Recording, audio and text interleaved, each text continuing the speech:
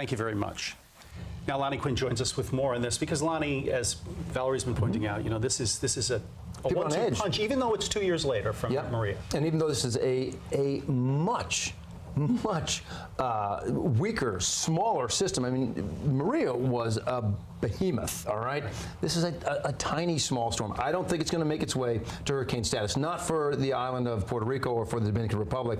I don't see that in the cards. I think right now it's catching too much wind shear. That's one of the things that hurricanes, where I'm right there, right? It's one of the things that hurricanes hate, all right? There's 3 things altogether. Put a little list together here. Number 1, wind shear. Winds that are coming right at it, okay? Like if it's moving this way and winds coming the opposite direction, beats it up, tears it up, and weakens it, all right? That's one thing. And that's what it's catching right now because it's offshore. It's not over any island. It's not encountering mountains. It's over warm water. It should be getting stronger. It's the wind shear that's actually weakening the storm, right? That's one thing. The second thing is cold water. And Dick, there is not a drop of cold water between here where it is right now. I was going to say, there is still cold water, right? The coast of Florida. Right. This thing will never get weaker because of cold water. Some of the water north of the Bahamas, about 90 degrees. Yeah, so it's actually it'll actually get stronger, I believe, as it gets into this water north of the Bahamas. So that's why I think the chance of this becoming a hurricane is more so for the U.S.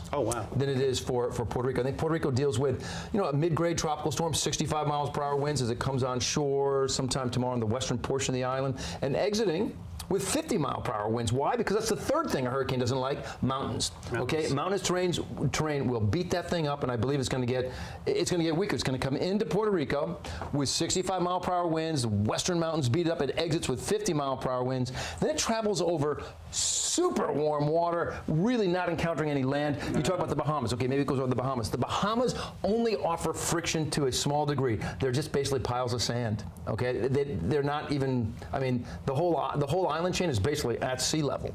There's no real, the highest point in the Bahamas, 35, 50 feet at best, best. So anyway, that's the way I see for somewhere along the Florida coastline on Sunday, the possibility of a Category 1 hurricane. Right now, we're seeing maybe 70-mile-per-hour winds. But if it bumps up to 74, I mean, come on, gang, 70 versus 74, not a huge difference. That's the difference between being a tropical storm or a hurricane. And it looks like it's going to be a busy weekend in the Weather Center. Anyway, Lonnie, thank you very much. You bet.